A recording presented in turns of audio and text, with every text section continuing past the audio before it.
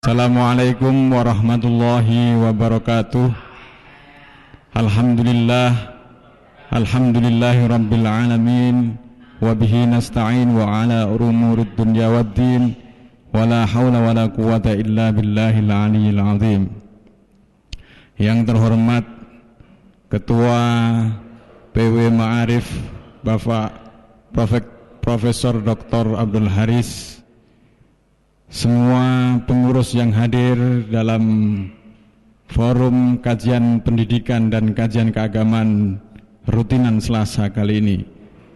Alhamdulillah wa syukurillah, kita pada hari ini bisa berkumpul bermuajahah dalam keadaan sehat walafiat. Salawat serta salam marilah kita haturkan keharibaan agung Nabi besar Muhammad sallallahu alaihi wasallam. Pada siang hari ini kita akan mulai diskusi atau kajian keagamaan dulu, yaitu akan disampaikan Bapak Kiai Haji Muhammad Fakih Arifin yang akan mengkaji kitab Husnul Hamidiyah. Kepada beliau langsung kami haturkan.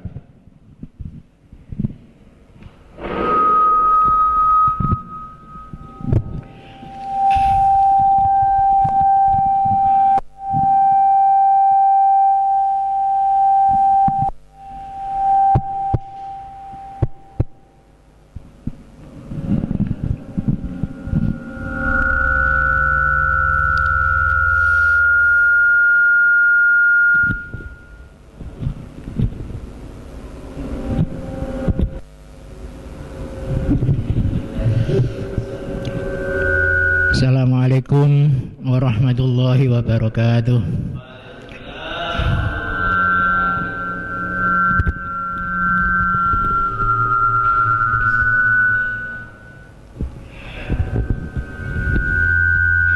Bismillahirrahmanirrahim. Alhamdulillahi rabbil alamin, wa bihi nasta'inu ala umurid dunya waddin. Wassalatu wassalamu ala ashrafil anbiya'i wal mursalin, sayyidina wa habibina wa syafi'ina wa uswatina wa qurrati a'yunina Muhammadin sallallahu alaihi wasallam wa ala alihi wa ashabihi wa man tabi'ahu bi ihsanin ila yaumil qiyam. Rabbana atina min ladunka rahmah hayyi lana min amrina rasyada. La hawla wa la quwata illa billahil aliyyil azim. Amma ba'du. Para jamaah sekalian, jamaah kajian keagamaan Lembaga Pendidikan Ma'arif NU Jawa Timur yang dirahmati Allah,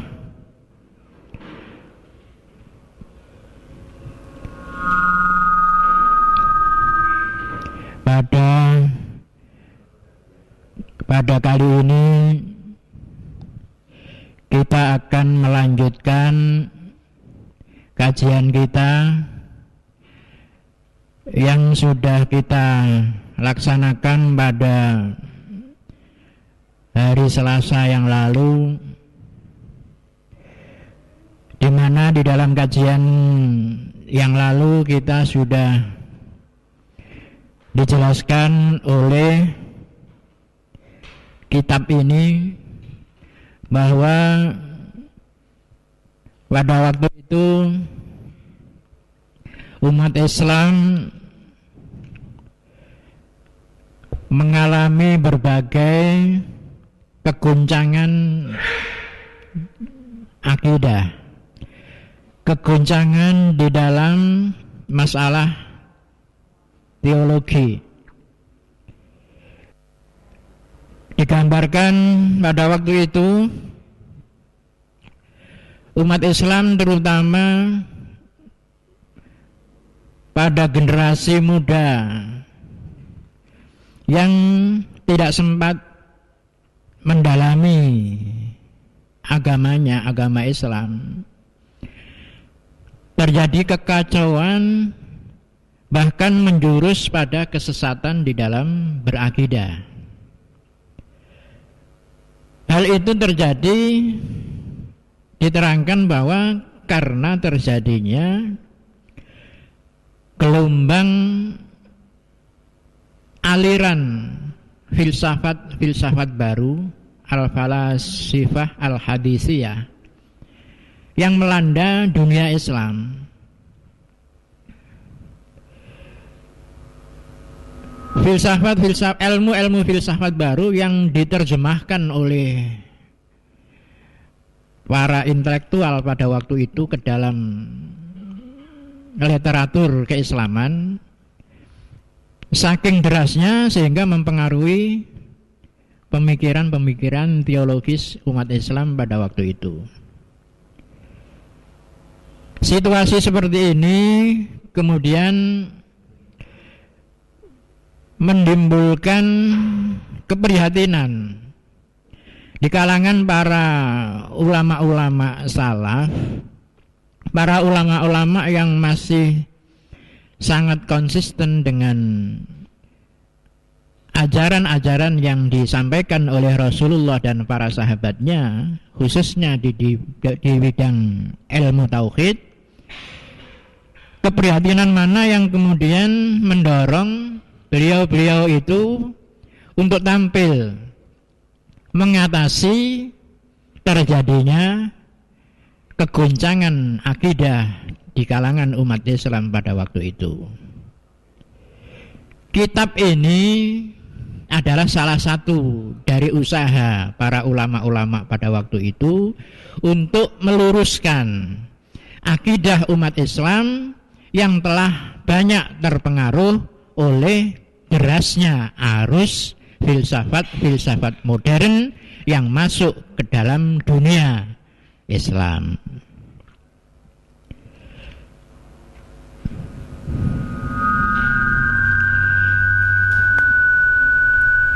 Para jamaah sekalian, para peserta kajian, buku ini sebagai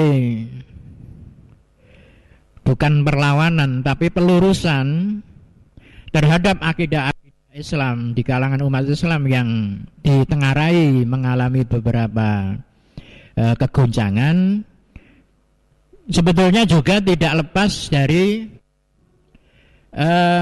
uraian-uraian yang bersifat filosofis juga. Akan tetapi filsafat yang dikandung di dalam kitab ini tentunya bukan filsafat al-hadisiyah yang kontemporer yang berkembang pada waktu itu, yang banyak menyesatkan pemikiran-pemikiran teologi umat Islam. Sebetulnya sama dengan misalnya Imam Ghazali yang juga pada waktu itu menentang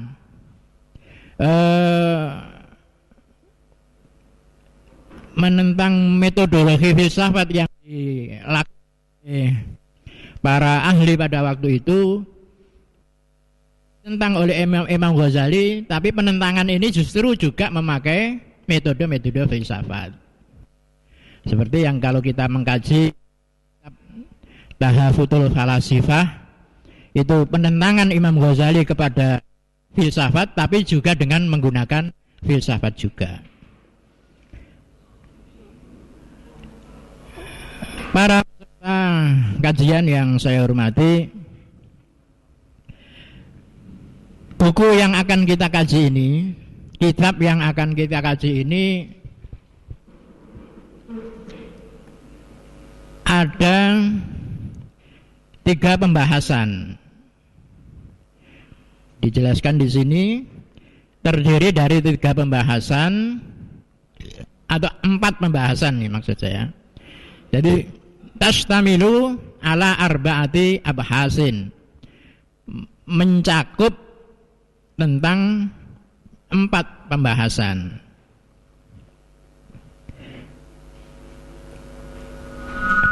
Pembahasan yang pertama kita nanti akan dibawa oleh kitab ini fi ta'rifi ilmi tauhid wa samratihi wa fadlihi wa iftiradi ta'allumihi ala kulli mukallaf. Kita akan dibawa untuk mengetahui definisi ilmu tauhid itu sendiri, wa samratihi dan buah dari ilmu tauhid, wa fadlihi dan keutamaan ilmu tauhid, wa iftiradi ta'allumihi ala kulli mukallaf dan keharusan mempelajarinya bagi tiap-tiap orang mukallaf. Yang kedua, ala bayani haqiqatil iman wa haqiqatil Islam. Bahasan yang kedua di dalam muqaddimah kitab ini, kita akan diajak untuk mengetahui tentang hakikat daripada iman dan hakikat daripada Islam. Demikian pula pada al-bahsus salis nanti kita akan dijelaskan tentang hal-hal yang bisa menghapuskan keimanan, menafikan keimanan, membatalkan keimanan, dan sebagainya. Kemudian bahasan yang keempat tentang pembahasan hukum-hukum akal yang berjumlah 3. Al-wujub, al-istihalah, wal-jawaz. 4 hal ini yang akan dijelaskan oleh penyusun kitab ini kepada kita sekalian yang terkait dengan ilmu tauhid atau ilmu akidah. Pembahasan yang pertama yaitu tentang definisi ilmu tauhid. Di sini dijelaskan bahwa ilmu tauhid ialah ilmu yang membahas tentang isbatil aqaid ad-diniyah, yaitu penetapan keyakinan-keyakinan keagamaan bil adillatil yakiniyah dengan menggunakan dalil-dalil yang meyakinkan. Di ilmu tauhid ialah ilmu yang membahas tentang beberapa hal yang harus diyakini tentang masalah-masalah keagamaan, tentang Allah, tentang Rasulullah, tentang kitab-kitab Allah, dan lain sebagainya. Hal-hal yang oleh umat Islam harus menjadi keyakinan yang mantap, yang tetap, yang tidak bisa diganggu-gugat. Itu adalah ilmu tauhid. Wasamraduhu hiya ma'rifatu sifatillah. Adapun buah dari ilmu tauhid, dengan mempelajari ilmu tauhid kita akan mengetahui tentang sifat-sifat Allah wa rusulihi dan sifat-sifat utusan Allah bil barahinil qat'iyah dengan bukti-bukti yang pasti. Dan dengan mempelajari ilmu tauhid kita akan mendapatkan al-fauzu bis sa'adatil abadiyah, yaitu kebahagiaan yang abadi. Ini salah satu buah daripada mempelajari ilmu tauhid. Jadi bahwa aslul ulum ad-diniyah wa afdaliyah. Ilmu tauhid adalah pokok daripada ilmu-ilmu keagamaan wa afdaliyah dan ilmu agama yang paling utama. Kebahagiaan yang abadi, kebahagiaan ukhrawi itu sangat tergantung pada sejauh mana kita menguasai apa yang ada di dalam ilmu tauhid itu. Ilmu tauhid itu apa? Ya ilmu yang membicarakan tentang hal-hal yang harus diyakini oleh orang-orang yang beragama Islam. Dalam hal ini agama adalah agama Islam. tanpa didasari oleh ilmu tauhid yang mantap, ini orang tidak mungkin akan mendapatkan kebahagiaan yang abadi besok di akhirat. Karena tauhid adalah keimanan. Untuk mendapatkan kebahagiaan di akhirat nanti tidak lain adalah iman itu sendiri.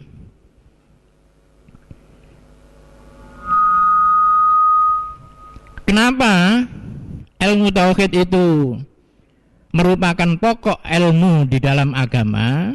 Likaunihi muta'alliqan bidzatillahi ta'ala, karena ilmu tauhid itu sangat tergantung, sangat terkait dengan zat Allah Subhanahu wa ta'ala.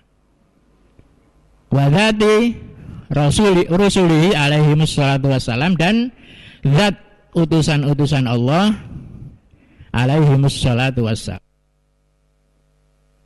Jadi ilmu tauhid merupakan ilmu yang mulia. Wa syaraful ulum, kemuliaan ilmu itu bisyarafil ma'lum, karena kemuliaan objek daripada ilmu itu sendiri.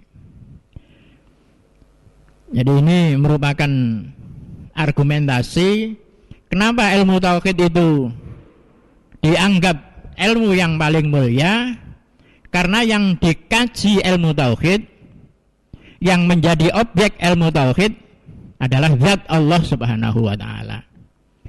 Zat Allah itu yang paling mulia.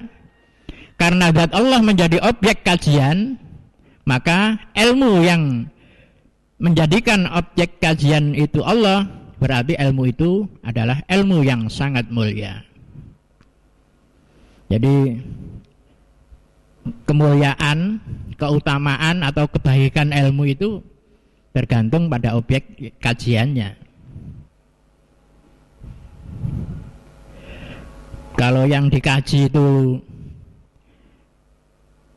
ilmu, kalau yang dikaji objek kajian itu sesuatu yang hina, ya ilmu itu menjadi hina, begitu. Kemudian tingkat keutamaan ilmu juga tergantung tingkat keutamaan objek kajiannya. Yang dijadikan kajian itu masalah-masalah ekonomi misalnya, ya kita lihat ekonomi itu sesuatu yang mulia atau tidak. Kalau dia mulia, berarti ilmu ekonomi adalah mulia. Ilmu fikih itu ilmu yang mempelajari tentang masalah-masalah ibadah. Ya. Mulia, maka ibadah itu mulia, maka ilmunya adalah mulia juga. Tapi ibadah kepada Allah dengan Allahnya itu sendiri lebih mulia Allahnya, berarti ilmu fikih dengan ilmu tauhid lebih mulia ilmu tauhidnya. Sama sebetulnya dengan perbandingan misalnya suatu tempat, suatu rumah misalnya. Rumah itu atau tempat itu mulia atau tidak, itu jadi syaraful makan bisyarafi sukanihi atau sakinihi. Keutamaan suatu tempat itu tergantung siapa yang ada di dalam tempat itu, siapa penghuninya. Itu bisa kita buktikan, kita menghormati sebuah tempat, kita memandang, menilai sebuah tempat, itu biasanya sangat tergantung kepada penghuni daripada tempat itu. Kalau tempat di mana di situ yang menghuni adalah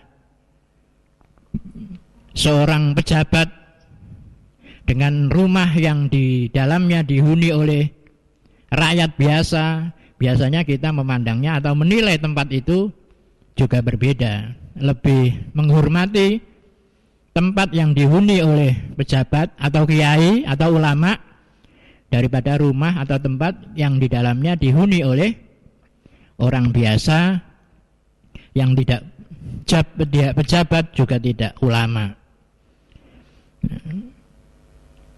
Kenapa masjid, musola ini begitu kita hormati, kita muliakan? Ya karena masjid, musola adalah baitun min buyutillah. Karena dia adalah dianggap sebagai rumah Allah. Nah, Allah adalah yang sangat kita muliakan. Makanya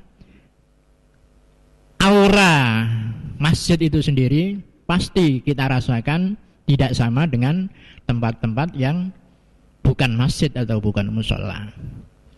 Jadi syaraful makan bisyarafi sakinihi sama dengan syaraful ulum bisyarafil ma'lum.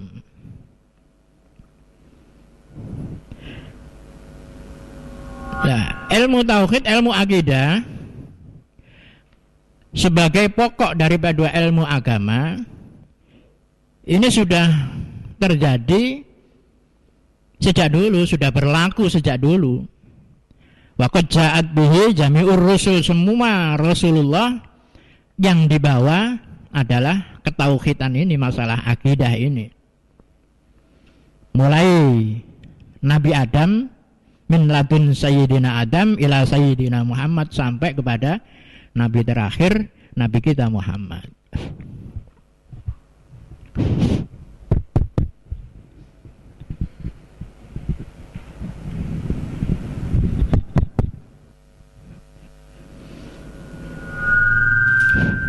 Jadi meskipun ilmu akidah, ilmu tauhid ini sudah ada dan sudah dulu adanya, walakin lamma kana Syekh Abdul Mansur Al-Maturidi wa Syekh Abdul Hasan, tapi karena dalam perkembangan sejarah Imam Maturidi dan Imam Asy'ari ini dikenal sebagai dua tokoh yang berjasa membukukan kitab-kitab yang berkaitan dengan ilmu tauhid ini, kemudian dilengkapi jadi pemikiran-pemikiran tentang akidah, tentang ilmu tauhid ini oleh dua imam ini, Abu Mansur Al-Maturidi dan Abul Hasan Al-Asy'ari, sempat menulis, membukukan dan melengkapinya dengan dalil-dalil dan bukti-bukti yang sangat mantap dalam rangka menolak apa yang disampaikan oleh orang-orang yang menentang. Maka kemudian oleh sejarah dua orang ini dicatat sebagai peletak dasar ilmu tauhid di dalam dunia Islam. Sya'a annahuma wadi'ani lahu. Jadi meskipun ilmu tauhid sudah ada sejak dulu, tapi karena tidak terbukukan dengan sistematis, dengan baik,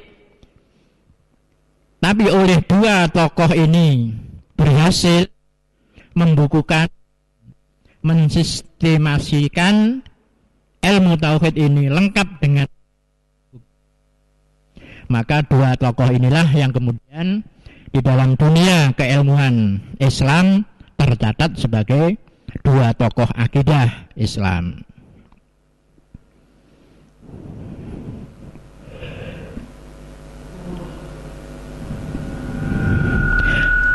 Wa yuftaradu ta'allumuhu ala kulli mukallafin min dzakarin wa unsa. Diharuskan, diwajibkan mempelajari ilmu tauhid ini bagi siapa saja umat Islam, min dzakarin wa unsa, baik itu laki-laki maupun perempuan.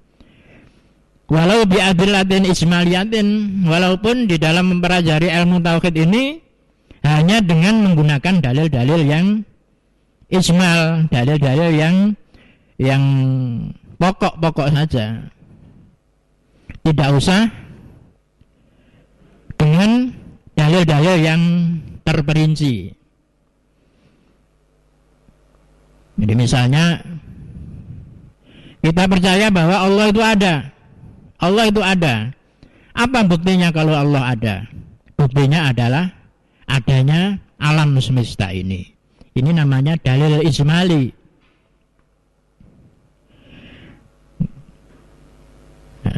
Wa amma ma'rifatu adillatihi tafsiliyah fahiya fardu kifayatin.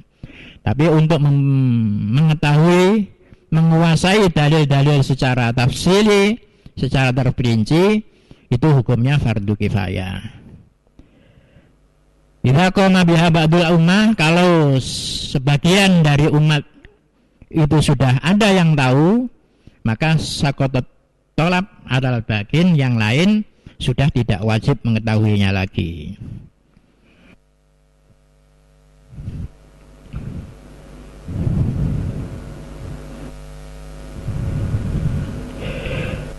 Namun orang yang taklid, yang mengikuti begitu saja di dalam masalah-masalah akidah agama, misalnya meyakini tentang sesuatu dengan keyakinan yang mantap, yang sudah tidak ada keraguan lagi, maka itu dinilai imannya sudah sah. Jadi walaupun tidak tahu dalilnya sama sekali, pokoknya ikut-ikutan begitu saja. Allah itu ada, ya pokoknya Allah itu ada. Tidak tahu, ditanya apa dalilnya, apa buktinya kalau Allah itu ada. Terus pokoknya ada, mantep sudah, tidak ragu-ragu lagi. Itu menurut Imam Asy'ari dan Imam Maturidi, iman yang seperti itu sudah sah. Tapi masih dosa. Walakinnahu yakunu asiman. Masih dosa. Dosanya apa? Bukan dosa tentang akidahnya, tapi dosanya karena dia tidak mau belajar tentang bagaimana bukti-bukti tentang adanya Allah itu. Jadi imannya sah, tapi masih dosa. Dosanya adalah karena dia tidak mau belajar. Ingkana qadiron, ketika dia sebetulnya sempat belajar. Sebetulnya dia masih sempat belajar, ada waktu, ada guru, ada kesempatan. Tapi dia tidak mau melakukan belajar tentang masalah-masalah akidah. Ini dia dosa. Tapi keyakinannya yang mantap itu tadi sudah sah. Tapi kalau tidak ada kesempatan untuk belajar, ya tidak dosa. Mau belajar ilmu tauhid tidak ada gurunya, mau baca-baca buku tentang tauhid tidak ada bukunya, atau waktu yang dimiliki sudah tidak ada untuk belajar, maka dianggap tidak dosa karena tidak mampu. Wa innama summiya hadal ilmu ilmu tauhid. Ilmu ini dinamakan ilmu tauhid karena li'anna asyara mabahisihi, karena sebagian besar kajiannya adalah al-bahsu an tauhidillah, yaitu mengkaji tentang ketauhidan Allah, keesaan Allah. Walaupun yang dikaji itu masalah-masalah yang banyak sekali, tapi yang pokok adalah bahwa Allah itu Maha Esa, tauhidillah. Dan tauhid kepada Allah adalah asasuddin, dasar daripada agama itu sendiri. Nah, ini yang akan dikaji pada pembahasan pertama dalam buku atau kitab Husnul Hamidiyah ini. Bahasan yang pertama. Adapun bahasan yang kedua nanti tentang hakikat iman dan hakikat Islam. Kemudian bahasan ketiga dan bahasan keempat masing-masing membicarakan tentang bidang yang berbeda. Saya kira kajian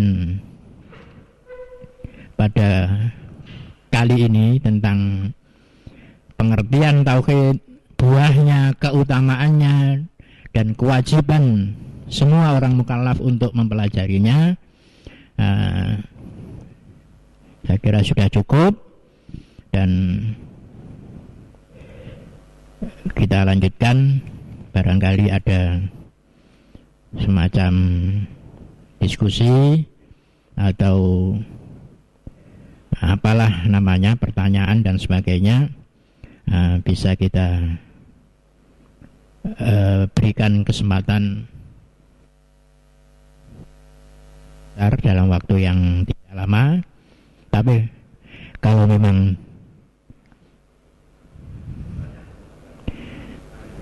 tidak ada, ya kita selesaikan.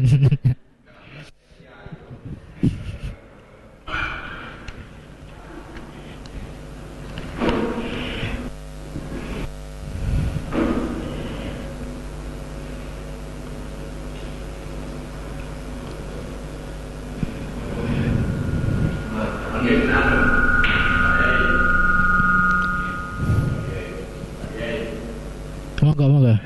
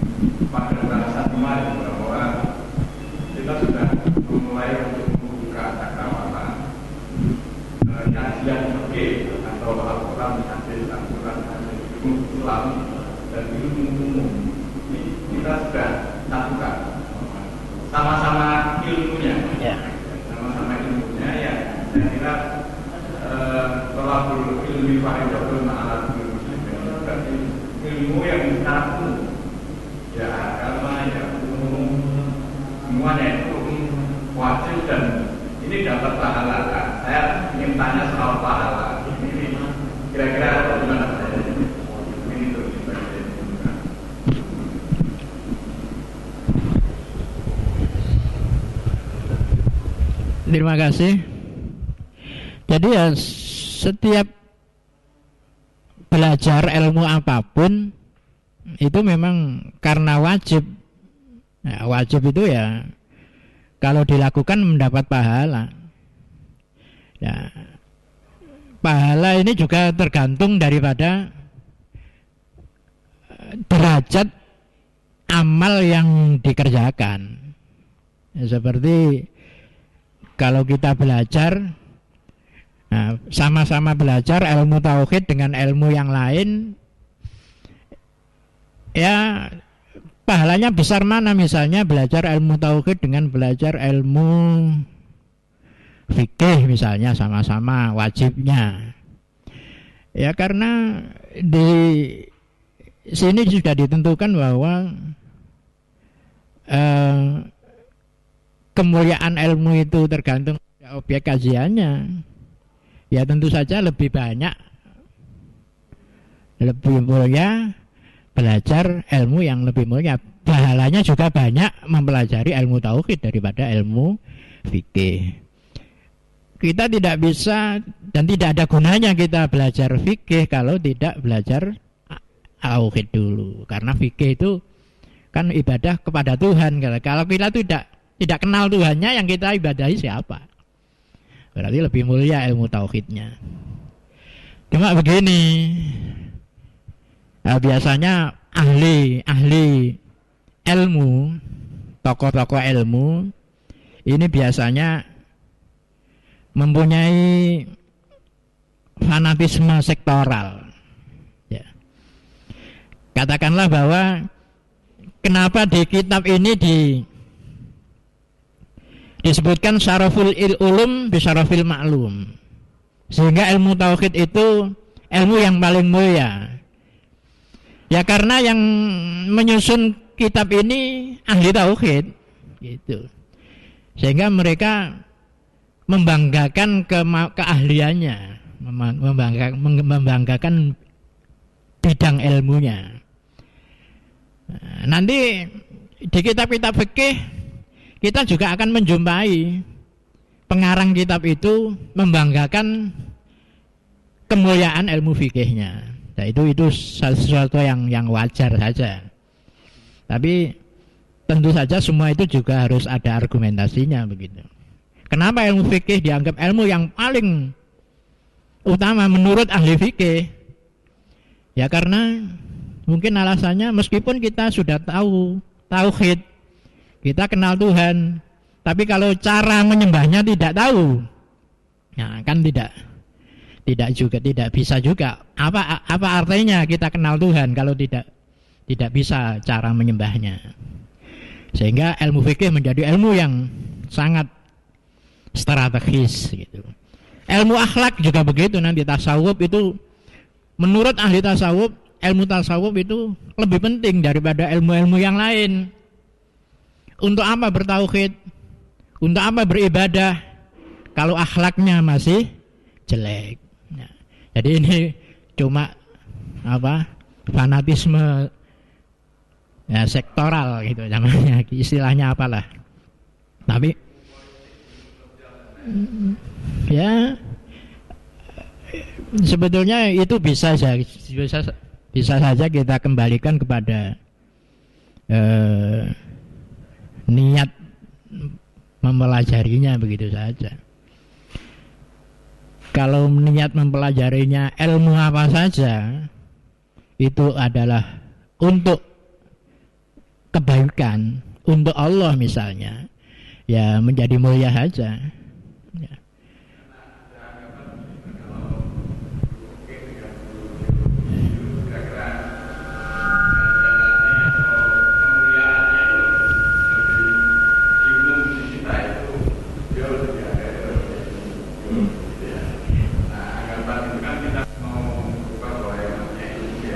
Ya, Pak.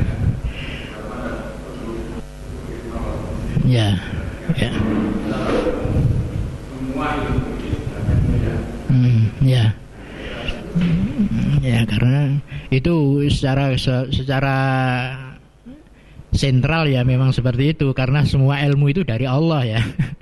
Jadi mempelajari ilmu apa saja mestinya memang mulia. Cuma dalam rangka kehidupan sebagai sebagai fungsi daripada manusia itu sendiri. Ini oleh Imam Ghazali kan kemudian dibedakan. Ada ilmu yang fardu ain, ada ilmu yang fardu kifayah. Ilmu fardu ain adalah ilmu-ilmu yang menyangkut tentang keberagamaan seseorang, misalnya ilmu tauhid, ilmu fikih, ilmu akhlak. Ini masuk dalam kategori fardu ain karena menyangkut kepentingan individual. Kalau dia tidak belajar, dia tidak bisa melakukan fungsinya, itu fardu ain. Tapi ada ilmu yang berkategori fardu kifayah, kata Imam Ghazali, seperti ilmu-ilmu ya istilahnya ilmu duniawi, ilmu politik, ilmu ekonomi, ilmu kedokteran. Ini termasuk fardu kifayah ketika sebagian umat Islam sudah ada yang menekuninya, maka yang lain sudah tidak harus belajar tentang ilmu itu. Ini kan pembagian fungsi saja. Nah, kalau diwajibkan semua, fardunya itu fardu ain semua kan ya tidak mungkin gitu loh. Semua harus belajar ekonomi, semua harus belajar ilmu kedokteran. Nah, ini jadi saya setuju itu pembagian itu. Cuma ketika tidak ada satupun umat Islam yang belajar tentang ilmu kedokteran, ini semua umat Islam menjadi berdosa. Ya. Tidak ada yang tahu ilmu ekonomi, atau ada tapi sebagian kecil sehingga kita kalah bersaing dengan non-Islam di dalam menguasai ilmu ekonomi, maka kita termasuk dosa juga sebetulnya. Ya. Ya, cukup. Cukup Pak Khiz ya. Ya. Terima kasih. Kita akhiri dengan doa. Bismillahirrahmanirrahim. Alhamdulillahirabbil alamin. Allahumma shalli ala sayyidina Muhammadin wa ala alihi wa sahbihi ajmain. Alhamdulillahirabbil alamin. Allahumma anfa'na bima 'allamtana. Allahumma anfa'na bima 'allamtana. Allahumma anfa'na bima 'allamtana wa 'allimna mimma jahilna waftah lana abwaaba rahmatik wa 'allimna asrar hikmatika ya rabbal alamin. Sallallahu ala sayyidina Muhammadin wa alihi wa sahbihi ajmain. Walhamdulillahirabbil alamin. Assalamualaikum warahmatullahi wabarakatuh.